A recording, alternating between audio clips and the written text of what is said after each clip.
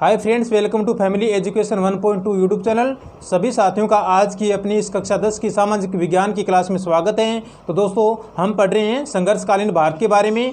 संघर्षकालीन भारत के अंदर हम पढ़ेंगे आज जो बलबन है उसके बारे में, और बलबन से आगे जो यानी कि बलबन द्वारा जो किए गए राजनीतिक सिद्धांत के कार्य हैं उनके बारे में। कुतुबुद्दीन ऐबक ने कौन कौन से भवनों का निर्माण करवाया था, इससे संबंधित दोस्तों आज हम क्या करेंगे, चर्चा करेंगे अपनी क्लास के अंदर। तो चलिए दोस्तों शुरू करते हैं आज की अपनी क्लास को। तो दोस्तों आज हम पढ़ने किसके बारे में, बलबन के बारे में पढ़ेंगे। बलबन के बाद में दोस्तों बलबन के जो राजनीतिक सिद्धांत हैं उनकी विशेषताओं के बारे में पढ़ेंगे दोस्तों। उसके बाद में दोस्तों हम बात करेंगे किसके बारे में, जो कुतुबुद्दीन ऐबक ने भवनों का निर्माण किया था, भवनों का निर्माण करवाया था दोस्तों। कौन कौन से भवनों का निर्माण करवाया था उसने, तो इससे संबंधित दोस्तों जो बातें हैं उनके बारे में हम आज की अपनी इस कक्षा में अध्ययन करेंगे। तो चलिए दोस्तों शुरू करते हैं आज की क्लास को। यानी कि सबसे पहले हम पढ़ेंगे बलबन के बारे में। तो बलबन का जो कार्यकाल था दोस्तों, शासनकाल था, वो 1265 से लेकर के 1296 ईस्वी तक माना जाता है दोस्तों। और दोस्तों इसने अपनी जो राजगद्दी संभाली थी, बलबन ने 1265 ईस्वी में क्या किया था, इसने राजगद्दी संभाली, ठीक है ना, राजगद्दी संभाली थी 1265 ईस्वी में। इसके बाद दोस्तों बात करूंगा कि इसने मंगोलों का सामना करने के लिए, यानी कि मंगोलों का सामना करने के लिए एक सैन्य विभाग जिसका नाम क्या था दोस्तों, दीवाने आरिज़ का गठन किया। यानी कि मंगोलों का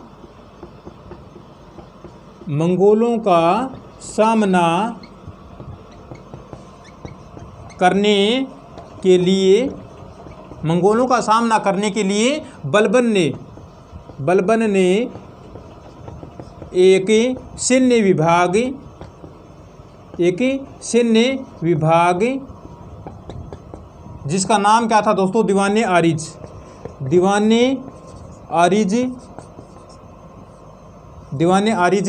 का क्या किया, गठन किया, ठीक है ना। बलबन ने क्या किया दोस्तों, मंगोलों का सामना करने के लिए, मंगोलों से लड़ाई लड़ने के लिए, मंगोलों से युद्ध करने के लिए अपनी एक सेना बनाई थी। उस सेना का नाम क्या था दोस्तों, दीवाने आरिज़ नाम रखा था दोस्तों इसने, ठीक है ना, दीवाने आरिज़ नाम रखा था दोस्तों। और इसके बाद में दोस्तों इसने क्या किया, शिद्दा और जो पाबोस प्रथाएं हैं उनको अपने राज दरबार में शुरू किया था दोस्तों। यानी कि शिद्दा और जो पाबोस, शिद्दा व पाबोस प्रथाओं को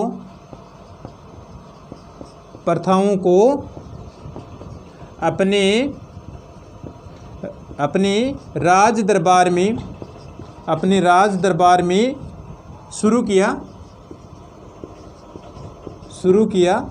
तो दोस्तों ये दोनों प्रथाएं हैं। इन प्रथाओं में क्या किया जाता था दोस्तों, ये प्रथाएं क्या थी, तो देखिए दोस्तों इन प्रथाओं में राजा के सामने उसकी प्रजा को झुककर उसके पैर चूमने पड़ते थे। यानी कि जो ये प्रथाएं थी ना, शिद्दा और जो पाबोस प्रथाएं हैं, इन प्रथाओं में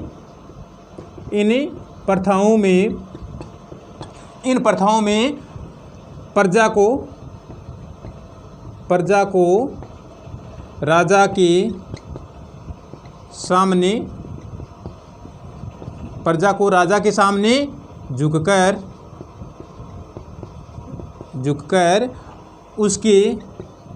उसके किसके दोस्तों, राजा के, यानी कि उसके पैर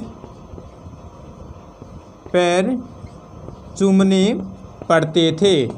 कौन सी प्रथाओं के अंदर, जो शिद्दा और जो पाबोस प्रथाएं शुरू की थी बलबन ने अपने राज दरबार के अंदर, जिनमें क्या है दोस्तों, जो प्रजा होती थी, प्रजा को राजा के सामने नीचे झुक करके और राजा के पैर चूमने पड़ते थे दोस्तों। जो ये प्रथा थी, ये प्रथा बलबन ने चलाई थी अपने राज दरबार के अंदर, ठीक है ना।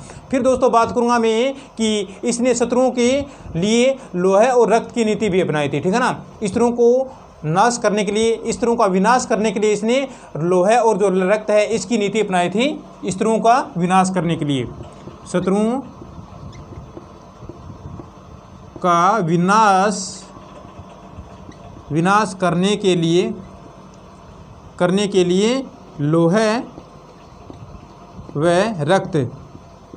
की नीति अपनाई थी, लोहे व रक्त की नीति अपनाई थी इसने शत्रुओं का सामना करने के लिए, शत्रुओं का विनाश करने के लिए। इस नीति में क्या था दोस्तों, इस नीति में पुरुषों को तो मार दिया जाता था और जो बच्चे होते थे, जो महिलाएं होती थी, उनको बंदी बना लिया जाता था दोस्तों। जो लोहे और जो रक्त की नीति थी, इस नीति में दोस्तों पुरुषों को तो क्या किया जाता था दोस्तों, पुरुषों को मार दिया जाता था और जो महिलाएं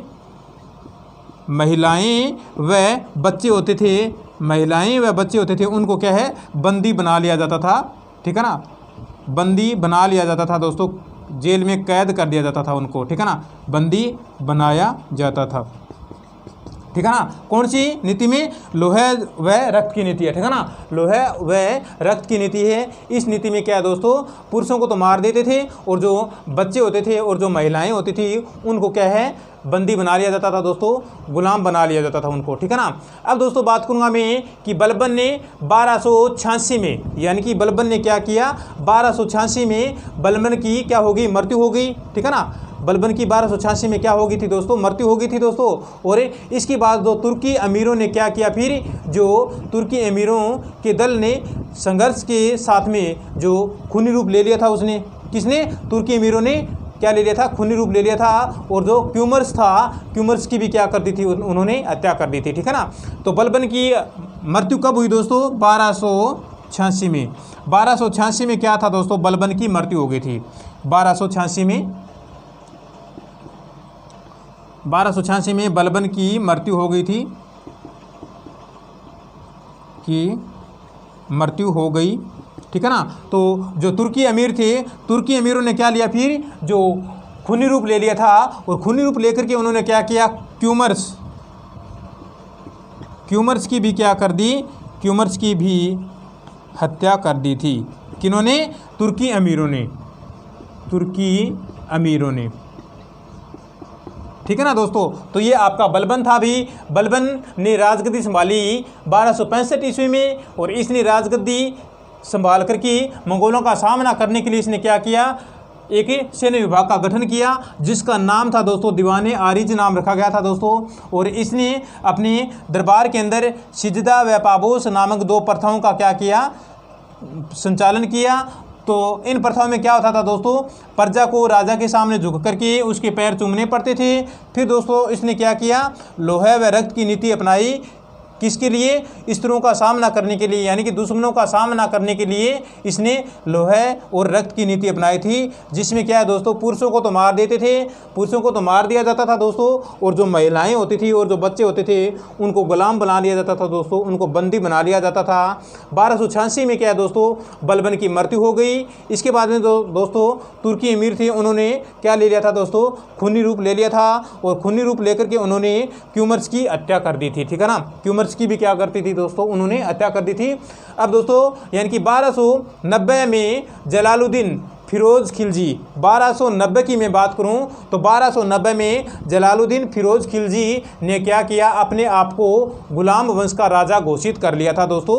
कभी 1290 में, 1290 में कौन था दोस्तों, जलालुद्दीन फिरोज खिलजी, जलालुद्दीन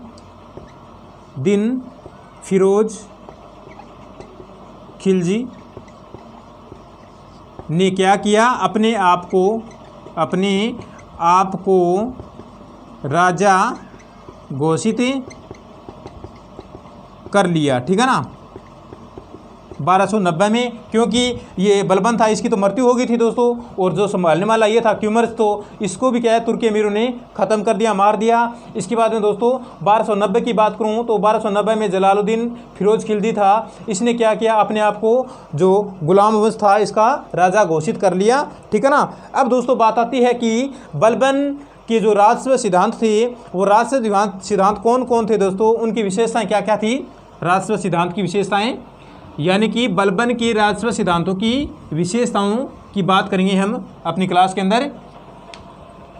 तो बलबन के बारे में पढ़े दोस्तों। बलबन की मृत्यु हुई थी 1286 में। ठीक है ना। और उसने जो गुलाम वंश की राजगद्दी संभाली थी वो कब संभाली थी दोस्तों, 1265 के अंदर इसने यानी कि गुलाम वंश की राजगद्दी संभाली थी। और इसने सैन्य विभाग का गठन किया था दोस्तों, उसका नाम था दोस्तों दीवाने आरिज, जो नाम रखा था सैन्य गठन का। तो देखिए दोस्तों, बलबन की राजस्व सिद्धांत की विशेषताएं। बलबन के राजस्व सिद्धांत की विशेषताएं। बलबन के राजस्व सिद्धांत की विशेषताएं पढ़ेंगे दोस्तों अब हम। तो देखिए दोस्तों, बलबन के राजस्व सिद्धांत की विशेषताएं क्या क्या थी कि बलबन का मानना था कि राजा ही क्या है, पृथ्वी पर ईश्वर का क्या है, प्रतिनिधि है। ठीक है ना। बलबन ने क्या माना था कि जो राजा होता था ना, राजा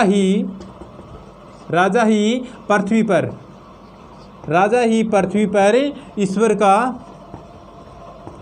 ईश्वर का क्या होता है, प्रतिनिधि होता है, ईश्वर का प्रतिनिधि होता है। तो बलबन ने क्या माना, राजा को ईश्वर का प्रतिनिधि माना, ये इसका मानना था बलबन का। तो दूसरी जो इसका सिद्धांत था, दूसरे सिद्धांत की जो विशेषता थी वो क्या थी दोस्तों, वह मानता था कि ईश्वर क्या करता है, ईश्वर राजा को शासन करने की शक्ति प्रदान करता है। कि यानी जो भगवान होता है ना, भगवान, ईश्वर या भगवान क्या करता है दोस्तों, ईश्वर ही राजा को शासन करने की क्या प्रदान करता है, शक्ति प्रदान करता है। ठीक है ना। ये भी इसका मानना था कि ईश्वर ही क्या करता है, राजा को जो शासन करने की शक्ति है वो देता है, प्रदान करता है।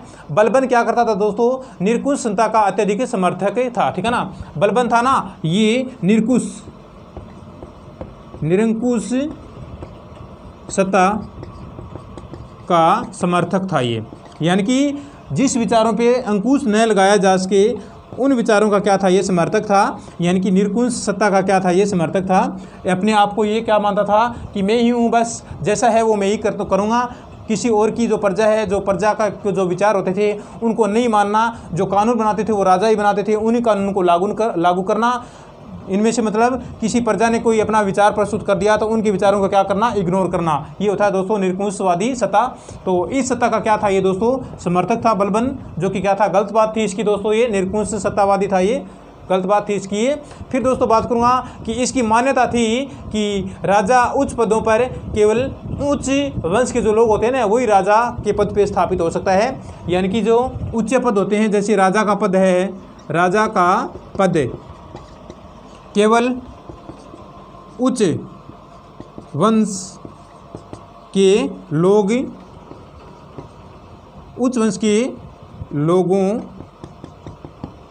राजा के पद पर केवल उच्च वंश के लोगों का ही क्या होता है, अधिकार होता है। ठीक है ना। ये इसका मानना था दोस्तों बलबन का कि जो राजा का पद है या फिर और जो उच्च पद हैं, उन पदों पे दोस्तों जो उच्च वंश के जो लोग होते हैं, उच्च वंश के जो व्यक्ति होते हैं, उन्हीं का क्या है, उसके ऊपर अधिकार होता है। ये भी क्या है, इसका मानना था दोस्तों। और बलबन ने क्या किया, राजपद को अत्यधिक पवित्र एवं गौरवशाली मानता था ये। यानी कि जो राजपद यानी कि राजा का पद होता था ना, उसको गौरवशाली और पवित्र मानता था ये, राजा के पद को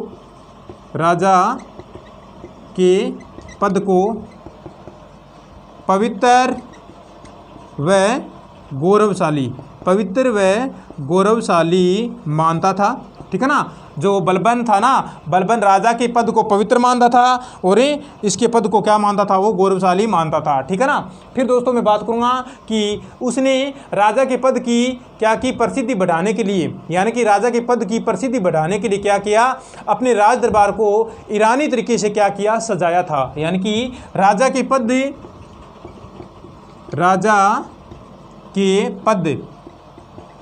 की प्रसिद्धि बढ़ाने के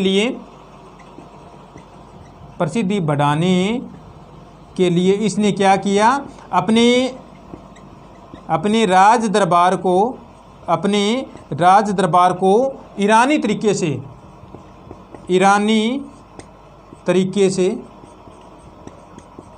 से क्या किया दोस्तों, सजाया। ईरानी तरीके से क्या किया, अपने राज दरबार को सजाया था। ठीक है ना दोस्तों। तो ये इसकी मान्यता थी कि जो राजा का पद है इसको और ज़्यादा प्रसिद्धि दिलाई जाए, इसके लिए इसने क्या किया, अपने जो राज दरबार था इस राज दरबार को उसने क्या किया, ईरानी तरीके से, यानी कि ईरान में जो राज दरबार को सजाया जाता था उस तरीके से क्या किया, इसने अपने राज दरबार को सजाया था, ताकि क्या है, राजा के पद की और ज़्यादा प्रसिद्धि हो सके। ठीक है ना।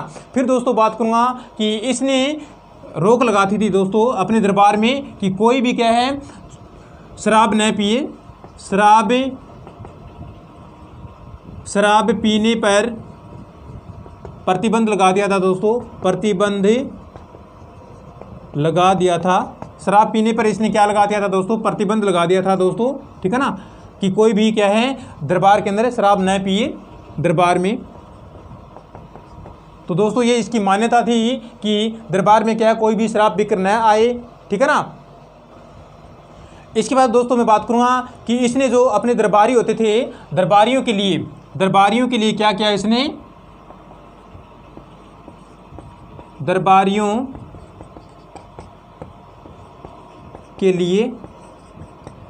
के लिए एक विशेष पोशाक अनिवार्य कर दी। ठीक है ना।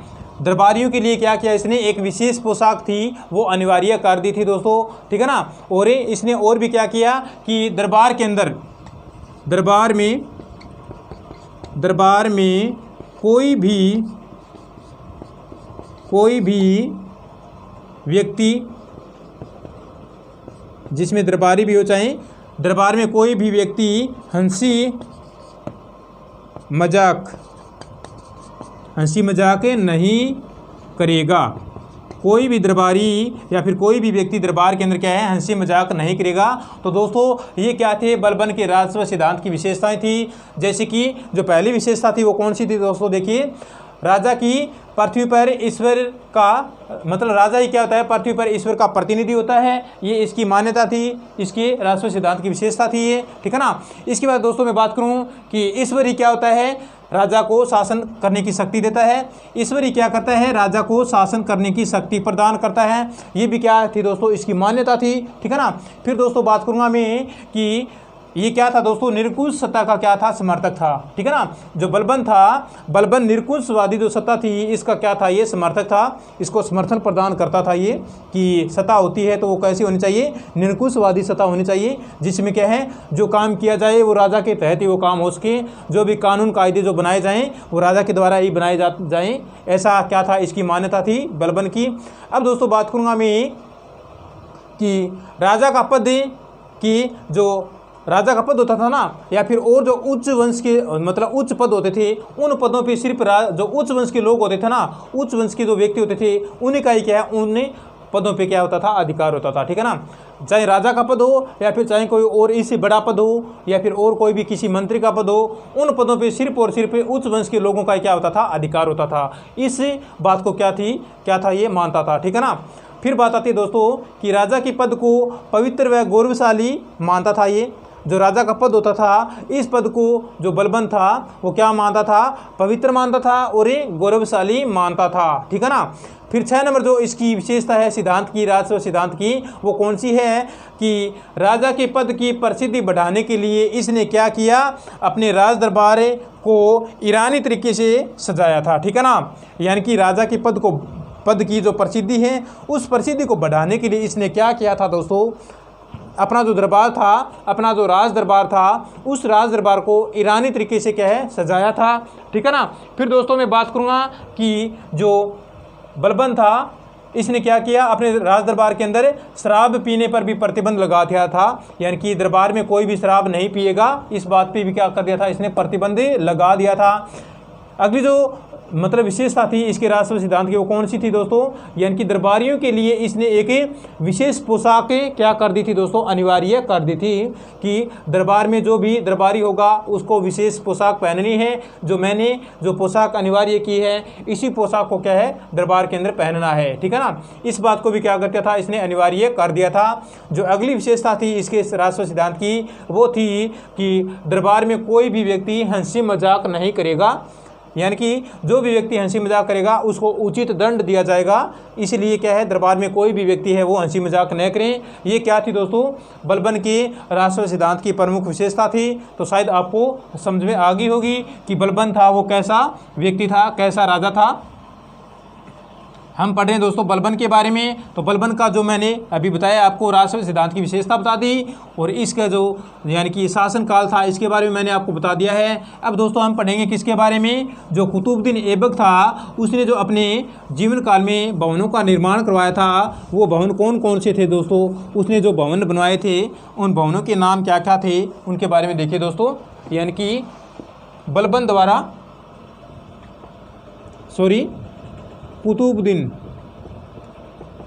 कुतुबुद्दीन ऐबक द्वारा बनवाए गए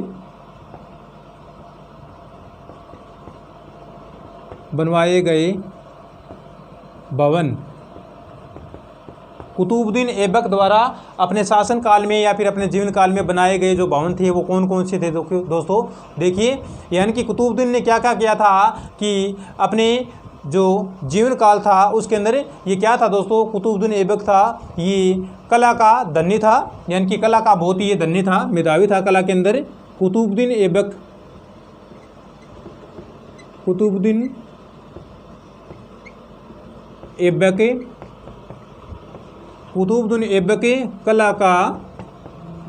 कला का धनी था। कला का क्या था, ये धनी था, कुतुबुद्दीन ऐबक था, ठीक है ना। और इसने क्या किया, दिल्ली में कुतुब मीनार की जो पहली मंजिल है इसका निर्माण करवाया था। कुतुबुद्दीन ऐबक ने क्या किया था दोस्तों, इसने दिल्ली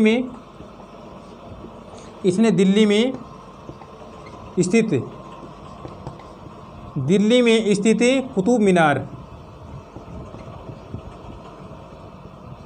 कुतुब मीनार की पहली मंजिल का क्या किया, निर्माण किया था दोस्तों। कुतुबुद्दीन ऐबक ने दिल्ली में स्थित जो कुतुब मीनार है उसकी पहली मंजिल का निर्माण करवाया था, और इस मीनार का जो शेष भाग है वो किसने पूरा किया, इल्तुतमिश ने पूरा किया था दोस्तों, ठीक है ना। इस मीनार का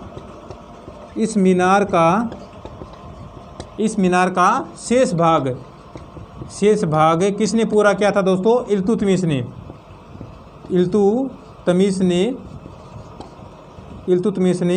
पूरा किया था।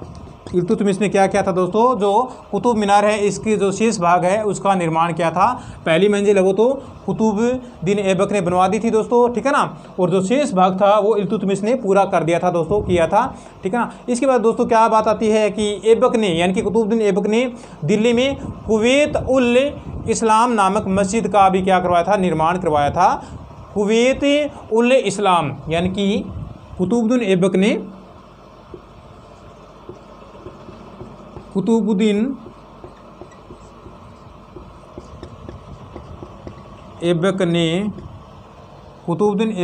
क्या किया था दोस्तों, दिल्ली में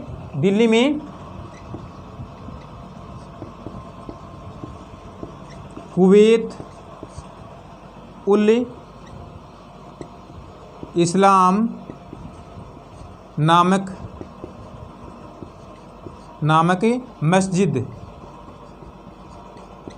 नामक मस्जिद का निर्माण करवाया था, ठीक है ना। कुतुबुद्दीन ऐबक ने दिल्ली में कुवैत उल इस्लाम नामक जो मस्जिद है इसका निर्माण करवाया था दोस्तों। इसके बाद दोस्तों इसने क्या किया था दोस्तों, अजमेर में 2.5 दिन का जो झोंपड़ा है उस जो मस्जिद है इस मस्जिद भी क्या करवाई थी, इसने बनवाई थी। यानी कि देखिए दोस्तों 4 नंबर जो इसका निर्माण था वो कौन सा था, अजमेर में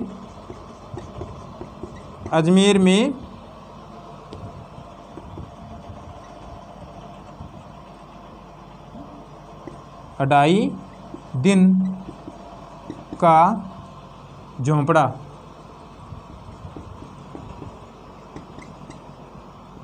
नामक नामक मस्जिद का निर्माण करवाया था। तो दोस्तों ये थी कुतुबुद्दीन ऐबक द्वारा बनाए गए भवनों के बारे में मैंने आपको कुछ बताया है कि इसने क्या क्या किया था अपने जीवन काल के अंदर। जो यानी कि 2.5 दिन का झोंपड़ा है अजमेर के अंदर, जो एक मस्जिद है 2.5 दिन का झोंपड़े की, तो 2.5 दिन का झोंपड़ा है ये किसने बनाया था दोस्तों? कुतुबुद्दीन ऐबक ने बनाया था अपने जीवन काल के अंदर। और इससे पहले दोस्तों इसने क्या किया था दोस्तों, यानी कि ये कला का बहुत ही धनी था, कला का बहुत ही ज्ञानी था, ये कला का धनी था दोस्तों। और इसने दिल्ली में स्थित जो कुतुब मीनार है इसकी पहली मंजिल का क्या करवाया था? निर्माण करवाया था दोस्तों। और इस मीनार का जो शेष भाग है, यानी कि दिल्ली में जो स्थित कुतुब मीनार है, कुतुब मीनार का जो शेष भाग है वो शेष भाग किसने पूरा किया था दोस्तों? इल्तुतमिश ने ही पूरा किया था। और कुतुबुद्दीन ऐबक ने क्या किया फिर अपने जीवन काल में? दिल्ली में कुवैत उल इस्लाम नामक मस्जिद का निर्माण करवाया था। कुतुबुद्दीन ऐबक ने दिल्ली के अंदर जो स्थित है कुवैत उल इस्लाम, जिसका निर्माण कुतुबुद्दीन ऐबक ने ही करवाया था। क्वेश्चन आ सकता है दोस्तों कि कुवैत उल इस्लाम जो मस्जिद है इसका निर्माण किसने करवाया था दोस्तों? कुतुबुद्दीन ऐबक ने। और ऐसे भी आ सकता है कि कुवैत उल इस्लाम जो मस्जिद है वो कहाँ पे स्थित है? वो दोस्तों दिल्ली में स्थित है। ठीक है ना, कैसे भी क्वेश्चन है वो आ सकता है, ऑप्शन टाइप क्वेश्चन दे सकते हैं दोस्तों। फिर दोस्तों बात आती है कि कुतुबुद्दीन ऐबक ने अजमेर में 2.5 दिन का झोंपड़ा नामक जो मस्जिद है इसका निर्माण करवाया था। तो 2.5 दिन का झोंपड़ा कहाँ पे है? अजमेर में है। और इसका निर्माण किसने करवाया था दोस्तों? कुतुबुद्दीन ऐबक ने करवाया था। ठीक है ना। तो दोस्तों कुतुबुद्दीन ऐबक द्वारा बनवाए गए जो भवन हैं उनके बारे में शायद आपको अभी समझ में आ गया होगा। ठीक है ना दोस्तों। इससे पहले हमने बलबन के बारे में पढ़ा था। तो बलबन ने अपनी जो राजगद्दी संभाली थी वो 1265 में संभाली थी। ठीक है ना। और इसका जो शासनकाल था दोस्तों बलबन का वो 1265 से लेकर के 1296 तक माना जाता है दोस्तों। और इसलिए जो बलबन द्वारा जो सिद्धांत पारित किए थे, अपने राष्ट्र सिद्धांत पारित किए थे, उन सिद्धांतों में की बात करूं तो दोस्तों इसने क्या क्या किया था, यानी कि ये राजा को क्या मानता था? ईश्वर का प्रतिनिधि मानता था। और ये भी मानता था कि जो राजा है, राजा को शासन करने की जो शक्ति है वो कौन देता है? ईश्वर ही प्रदान करता है। और इसकी ये भी मान्यता थी कि जो मतलब जो उच्च पद होते हैं उन उच्च पदों पे क्या है दोस्तों? उच्च वंश के लोग ही क्या है उन उच्च पदों पे क्या है स्थापित हो सकते हैं। ये भी क्या थी दोस्तों? इसकी मान्यता थी कि उच्च पदों पे क्या है दोस्तों? उच्च वंश के लोगों का क्या होता है? अधिकार होता है। और ये निरंकुशवादी सत्ता का क्या था? समर्थक था। ठीक है ना। और इसने राजा के पद को पवित्र और गौरवशाली माना था। यानी कि राजा का जो पद होता है वो पवित्र होता है और गौरवशाली होता है। ये भी क्या थी दोस्तों? बलबन की मान्यता थी। और इसने क्या किया था दोस्तों? राजा के पद को और ज़्यादा विकसित करने के लिए और ज़्यादा प्रसिद्ध करने के लिए क्या किया था दोस्तों? अपने जो राज दरबार था, अपने राज दरबार को ईरानी तरीके से क्या किया? सजाया था। ठीक है ना। इसके बाद दोस्तों बात आती है कि इसने अपने राज दरबार में एक ही पोशाक अनिवार्य कर दी थी दरबारियों के लिए कि आपको ये पोशाक क्या है दरबार के अंदर पहननी है। ये बात आपको अनिवार्य रूप से लागू होनी चाहिए आपके ऊपर। तो इस बात का भी क्या किया था? इसने अपने राज दरबार में संचालन किया था दोस्तों। फिर बात करूँगा मैं कि इसने दरबार के अंदर हंसी मजाक करने पर भी क्या कर दिया था? प्रतिबंध लगा दिया था। ठीक है ना, कि दरबार में कोई भी व्यक्ति हंसी मजाक नहीं करेगा। इस बात के ऊपर क्या है? बलबन ने प्रतिबंध लगा दिया था दोस्तों। और लास्ट से इसका जो सिद्धांत था वो कौन सा था कि दरबार के अंदर यानी कि राज दरबार में कोई भी व्यक्ति शराब नहीं पिएगा। इस बात के ऊपर भी क्या है? इसने प्रतिबंध लगा दिया था दोस्तों। तो शायद आपको जो मैंने बलबन के बारे में और कुतुबुद्दीन ऐबक के बारे में आज पढ़ाया है समझ में आया होगा दोस्तों। प्लीज़ दोस्तों आप वीडियो को क्या करना? शेयर करना है। और जो आपका अपना चैनल है इसको क्या करना? सब्सक्राइब करना है दोस्तों। तो आज की क्लास में हम इतना ही पढ़ेंगे। हमारी क्लास को यहीं पर विराम देते हैं दोस्तों। धन्यवाद दोस्तों, आपका दिन शुभ रहे।